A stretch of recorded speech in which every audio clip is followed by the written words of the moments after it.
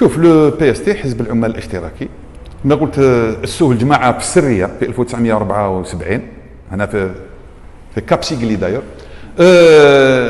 وكان يعني واسمه جسير لو جروب كومونيست ريفوليسيونير الجماعه الشيوعيه الثوريه ولا نقدروا نسموها الفوج الشيوعي الثوري ولا في هذاك الوقت وكان في السريه ودونك يعني النضالات نتاعو كانت النضالات يعني بالك معروفه اكثر في الميدان النقابي في ميدان مام 80 باغ اكزومبل لو جي سي ار هذا اللي منه خلق البي اس تي يعني كان بين السباقين باغ اكزومبل مثلا في المطالبه بالحريات الديمقراطيه في ذاك الوقت كانوا عندنا مناضلين في المؤتمر اللي شاف فيه المؤتمر الخامس.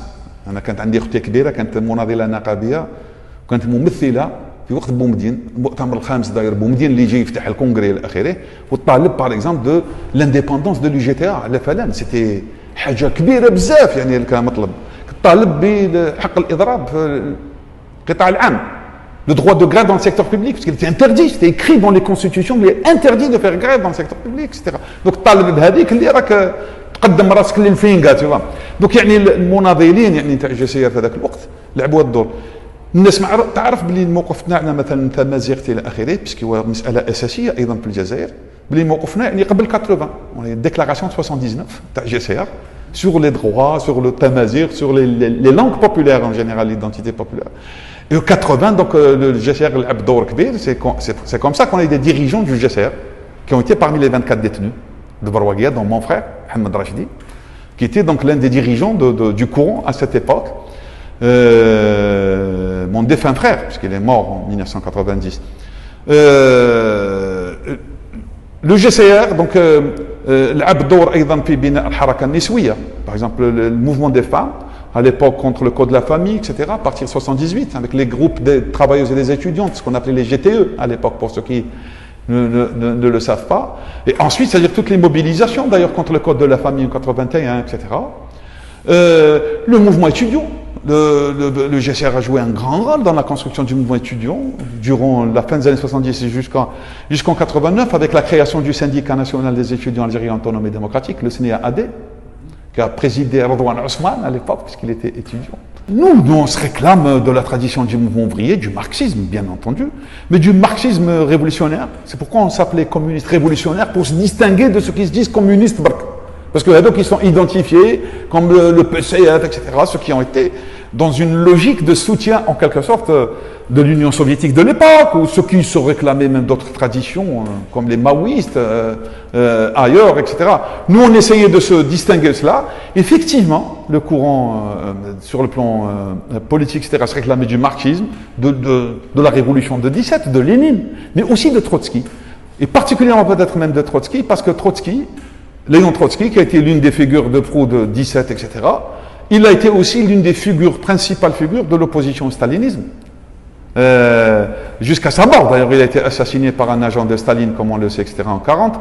Mais ce que je veux dire, c'est-à-dire on se réclamait de cette tradition. Ça ne veut pas dire que nous, on veut se définir comme trotskistes. C'est les autres qui nous disent trotskistes. Nous, on n'a jamais dit, c'est-à-dire toutes les appartenances basées sur le nom d'un dirigeant, nous on n'est pas très chaud pour s'en réclamer parce que nous on se réclame de programme, on se proclame d'idées, on se proclame d'idéal et non pas de position de tel ou tel machin, même si évidemment les idées sont portées par les êtres humains et c'est pourquoi d'ailleurs donc on dit qu'on est quelque part on est un courant trotskiste. En 1989 donc avec l'avènement du multipartisme on a constitué le PST.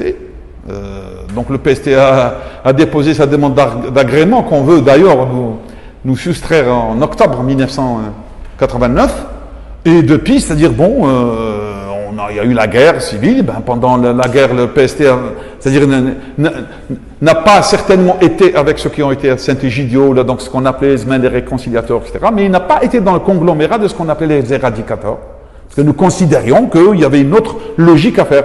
Mais pendant la guerre, et vu les moyens qu'on a, on est un petit parti, etc., comme je l'ai dit, pas très riche d'ailleurs, etc. Donc il est difficile d'être audible suffisamment. Mais nos positionnements, c'est quoi? C'était Nous étions évidemment contre la dictature islamiste qu'on nous promettait, mais nous étions aussi contre la dictature de la force de l'argent, des libéraux, etc.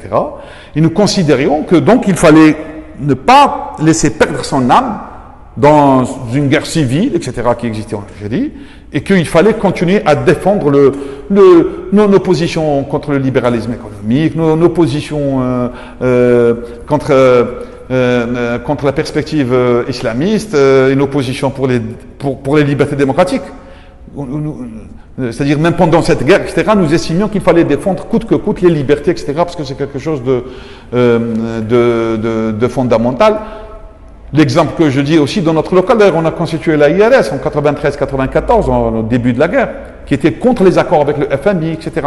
Les accords qui ont changé, en quelque sorte, structurellement l'économie algérienne. Ils ont détruit, en quelque sorte, les grandes entreprises qu'il y avait. Ils ont mis probablement autour de 500 000, mais en réalité, c'est autour d'1 million de travailleurs qui ont été mis en chômage, etc. à cette époque.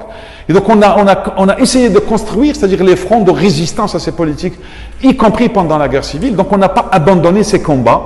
Nous étions les inspirateurs de ce qu'on appelait les comités populaires en 2001. Dans le printemps de 2001, il y a des dirigeants connus du PST, notamment Kabylie, je veux dire, pour ne pas les citer, je veux dire à l'époque, où nous étions pas dans la logique de l'Aroche, qui proposait une organisation qui n'avait pas en réalité d'enracinement ou d'enracinement ancestral. Nous pensions qu'il faut des comités, d'ailleurs c'est ce qu'on disait, l'auto-organisation à la base, où il y a des syndicats, où il y a des jeunes, où il y a les quartiers, et on a essayé de construire ça, et on l'a fait pendant une période. Nos camarades étaient les principaux rédacteurs, par exemple, de la plateforme d'Al-Qsar, qui était 27 points, où il y avait les revendications, on s'est battu d'ailleurs pour le droit des femmes, etc., mais qui ont été éliminés quelques semaines après. Là, on parle entre le 7 et le 11 juin, je crois, et c'est devenu 15 points. Mais par exemple, le point sur les chômages, le 15e point qui est allocation chômage, etc., pour revenir à cette affaire, c'était dans la plateforme d'Al-Qsar en 2001, et nos camarades ont joué un rôle essentiel pour la rédaction, etc., pour dire que notre parti, notre courant, c'est un courant très dynamique dans les luttes, qui est très impliqué, même si, c'est-à-dire, le